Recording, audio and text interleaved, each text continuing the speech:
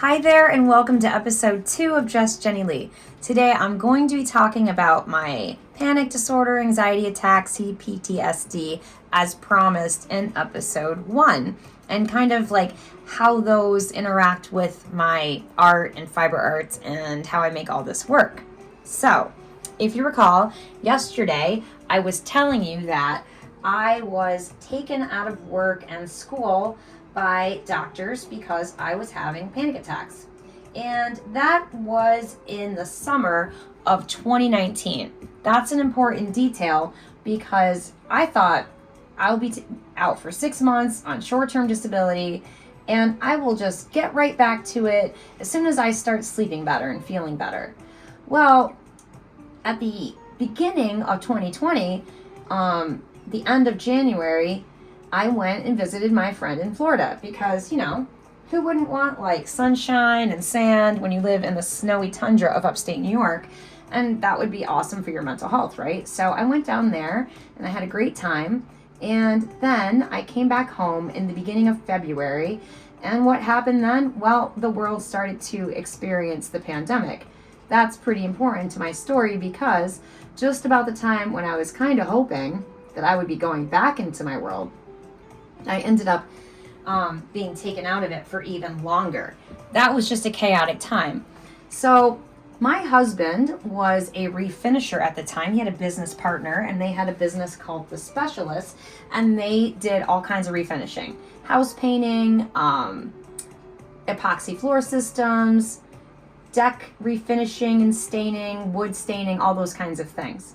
So I don't know if you remember, but with the pandemic, there were like 3 classifications of workers. Most people know about the necessary ones, and then the essential or whatever, essential workers, and then the non-essential. But for contractors, there was like a middle ground. And the middle ground was that you could work, but you could only have limited people on the job sites. So I had already kind of been hanging out in the studio for the last 6 months during what, I felt was my short-term disability recovery time. And I was getting back into painting more. I had my studio, as I always have, but it wasn't the focus of my world because, remember, I was working 2 jobs I was kind of working 2 jobs and I was getting 2 degrees and all this stuff. So I would just kind of, use it when I felt like it. It wasn't really important. But it became more important during those 6 months. So once the pandemic hit, I was still kind of hanging out in the studio, but they could only have so many people on each job site, and they had more than one job site going. So I would go help my husband because, if people showed up, they could just be like, oh, that's my wife. And nobody would really say anything. Besides, we were inside people's homes. We had a lot of autonomy, basically. There was no other companies dictating what we did or where we went. So as long as we didn't have too many people in the space at one time. Come to find out, being an artist is a really great skill set and translates very well into being a custom refinisher. So I started becoming a huge asset to their company and working with them a lot to try to help them because, again, the pandemic dragged on in upstate New York. Well, I mean, it dragged on for everybody, but, upstate New York had a little bit longer restrictions than other areas of the country. So I just kind of stayed on helping them. Now, during the next year that I was helping them, I would say my husband and his business partner maybe weren't the best suited for each other. They have pretty big differences in personalities, but they had just been friends for a really long time. And it just, one of them had money and experience, and my husband didn't really have money, but he had a lot of experience and brains behind what, his knowledge of refinishing processes. So they thought it would be a good partnership, but it ended up just being a difference of values and how to manage things. So they split up the following year, and my husband and I immediately just rebranded ourselves. And I threw myself into running our business, which was called Lock 5 Fine Finishes. And you can go check out his work. We only do a little bit of side work here and there, but he's on Facebook and Instagram and TikTok, but we haven't done a lot of posting in the last year or 2.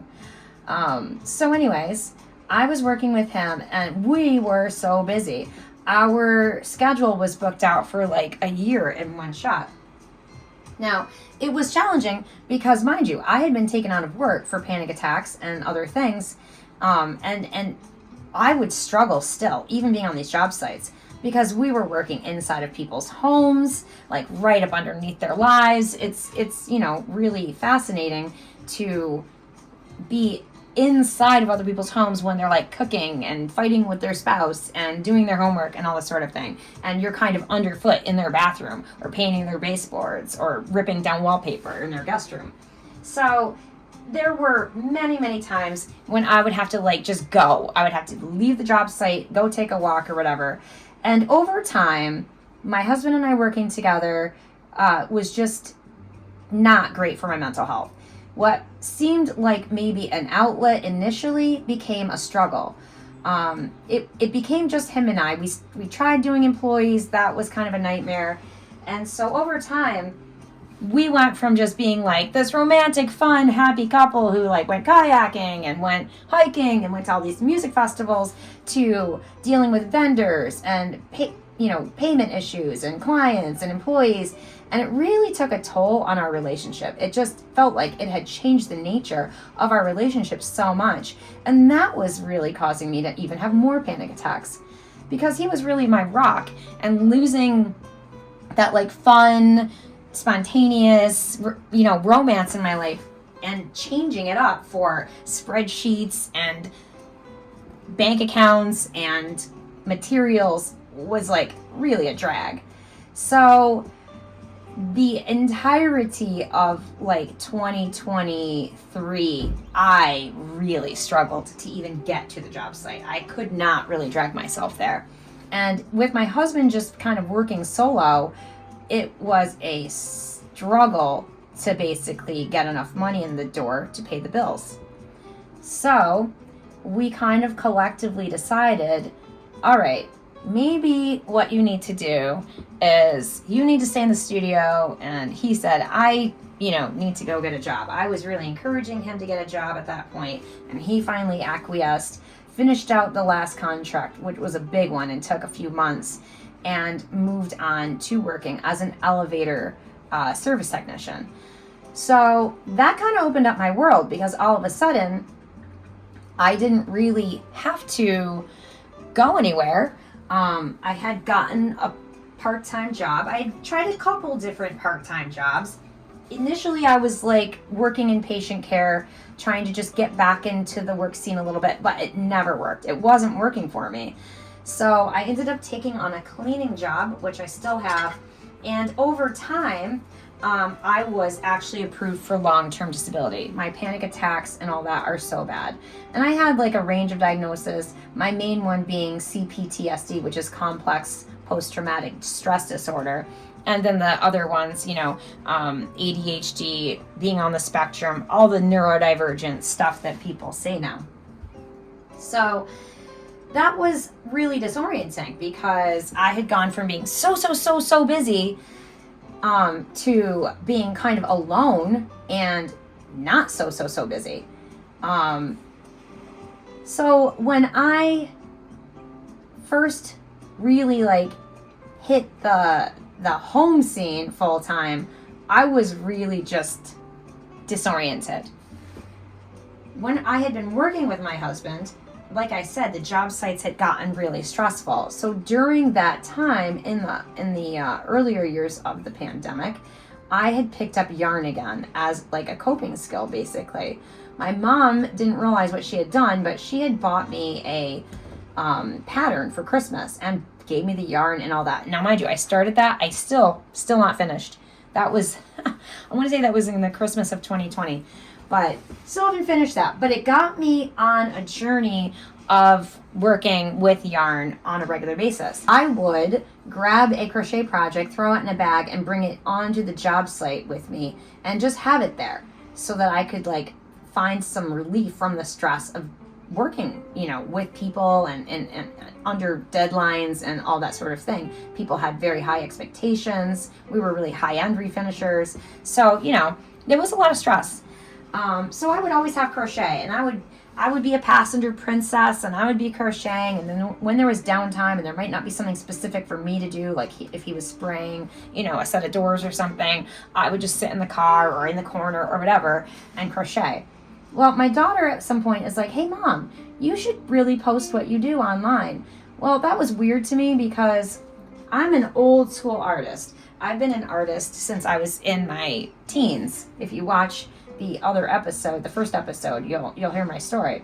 But I was an old school artist where you like submit your artwork to competitions and galleries via like these little slides that you had to like stick in a projector and shine up on the wall. Very old school. And you didn't like really show people your process. Maybe if you had like people in the studio with you working alongside you, but it wasn't something like you like showed off. You didn't show people your flaws and your all that stuff. You would like show your final piece. So that was kind of weird to me. But I didn't mind posting my crochet stuff. The fiber arts community is incredibly accepting. It's incredibly supportive. And I started to find that people online, I didn't have to know them to realize that they could be really supportive. So that didn't really translate to my art at the time. I started posting some, but I realized when I posted fiber arts things that I would get like response. Whereas if I posted artwork, nobody really cared. Now, I don't think it's because my artwork sucked.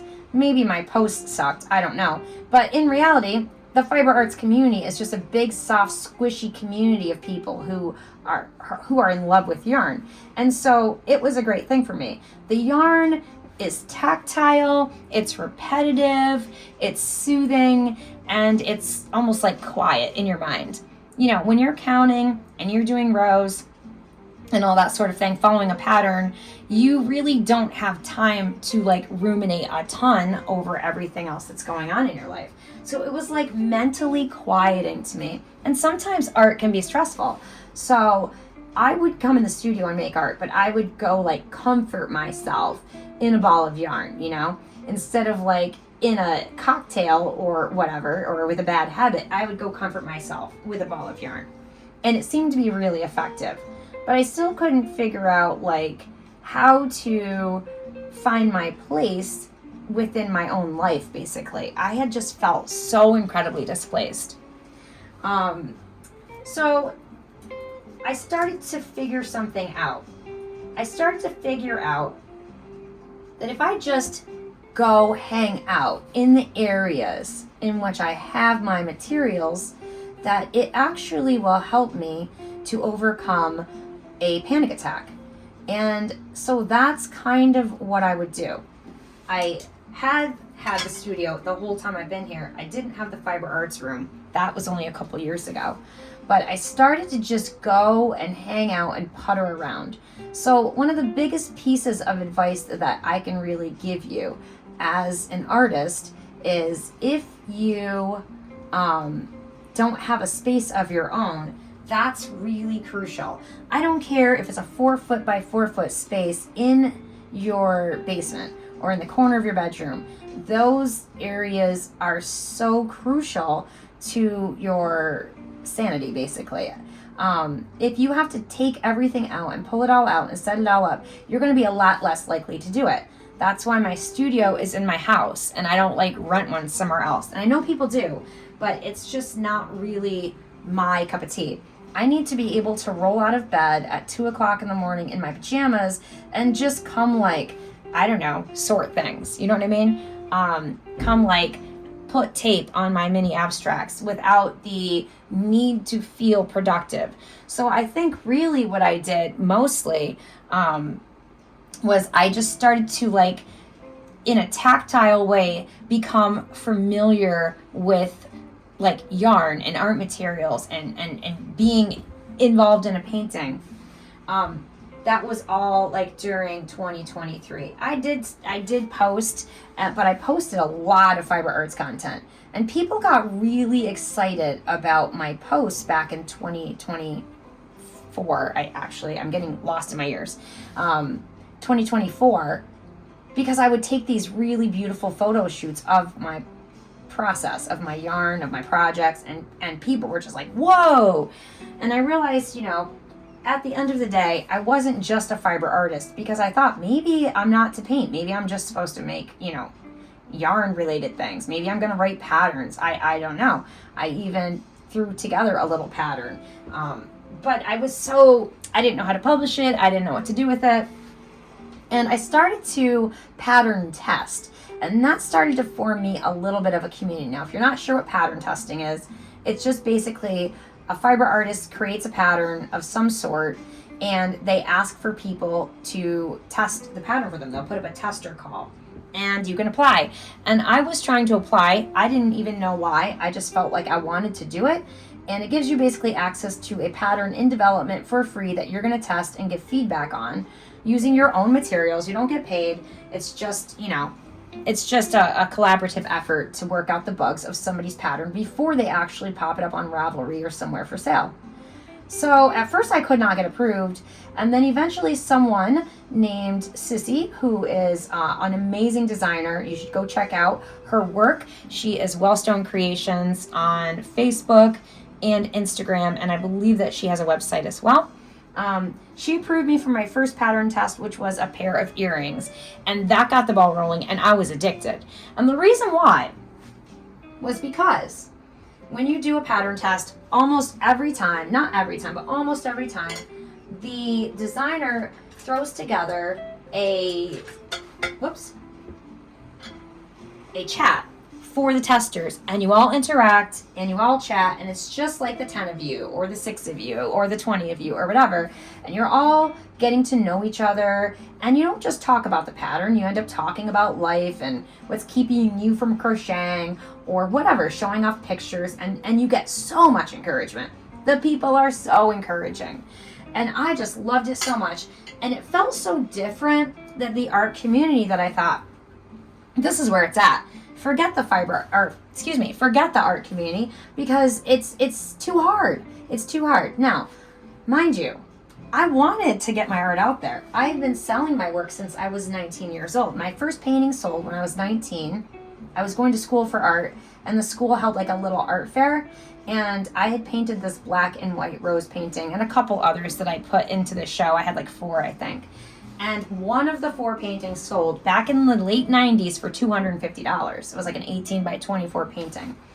And I was like hooked at that point. So there was always this piece of me that wanted to get my art out there. That was the first time I sold my artwork. Now, if you watch the first episode of Just Jenni Lee, I tell you about the art co-op that I helped to found. And during those years, I was selling paintings for $1,000 and $2,000 without even really trying.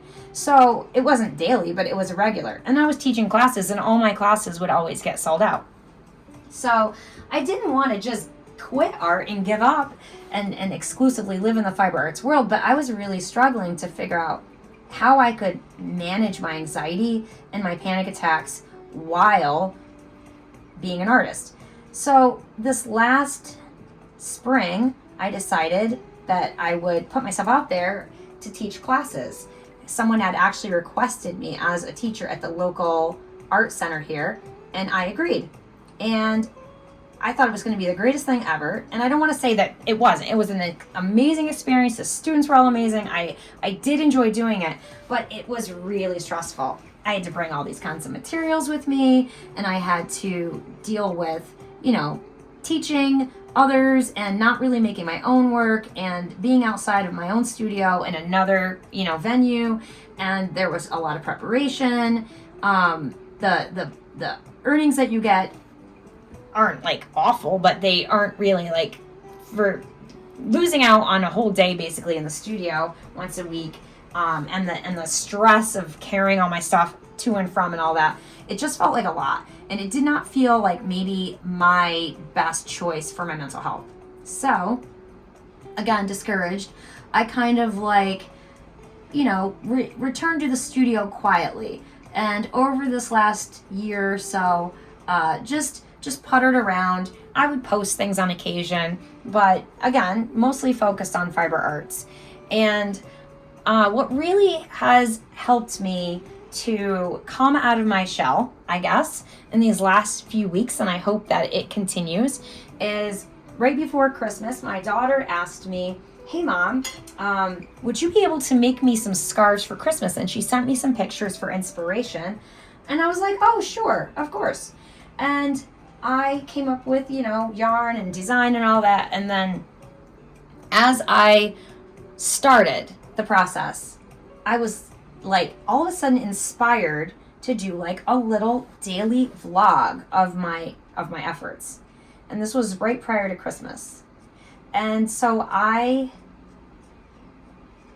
started posting these little daily updates on the scarf saga that I had started. And come to find out, it was really fun for people. And come to find out, it was really fun for me. Now, initially, I thought, this is a crazy idea. There's no way. It's right prior to Christmas. I'm going to have Naomi here and company, and I have all this stuff to do. And we do like this big moonshine batch every Christmas that we give out, and these infused vinegars for people who don't drink. And I'm just like, there's no way I'm going to have time to do all this. But come to find out, not only did I get the vlogs done, but I got everything else done and more. I actually had more time because I was so focused on doing the creating and the content creating that I didn't really have time to waste time. I didn't really do a lot of doom scrolling. I didn't just sit and do nothing when I was like watching a program with my daughter, like an old Christmas movie. I would like have, my crocheting going or whatever. So I found that I was actually more productive. And I thought, wow, wouldn't this be really cool if I could do this with my art? And so that's kind of what I've done. I have carved out a little space for myself and decided that this will be the way in which I can coexist with being an artist and having these different struggles that I'm trying to cope with in my life. And so far, I think that I am actually feeling the most authentic that I could feel. I actually started some long format videos back in the spring, and I was like doing a fiber arts one, and I was trying to do an art one. And the problem with them is that they just felt not as authentic as I wanted them to, and they were also incredibly grueling to edit and record and upload and all that. So I did for a little bit, but it kind of like, I got burnt out quickly, and I'd only done, a handful of them. And I thought, well, I'm just not going to be a YouTuber. Like, I can't do this. It's so stressful. Because, like, really, it doesn't take much to trigger my anxiety. So, that being said, I had to really reevaluate what I was going to use as my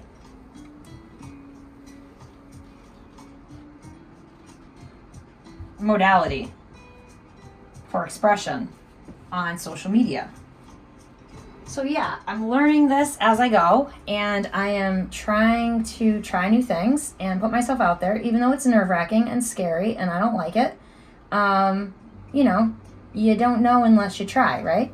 So I think the main thing is that I've learned in the last year or two that if I keep my art supplies, my yarn close to me at all times, it is incredibly helpful in order to navigate feeling overwhelmed in whatever scenario. I don't leave the house without a yarn bag of some sort, and if I'm at home and I am struggling, I can pick up yarn, or sometimes I will just come down into the studio, and if I don't feel like I can make art, which happens, like it's very challenging to be inspired to make art when you feel like crushing chest pain from anxiety. So instead of pressuring myself to do that, I will actually just come putter around. And eventually I start having ideas, I start wanting to paint, and it really changes the dynamic of my mood. I cannot advocate enough for having your own space. I have a sweet friend down in Florida. Her name is Heather. She's a fiber artist, crochet artist, and she is a wonderful little designer.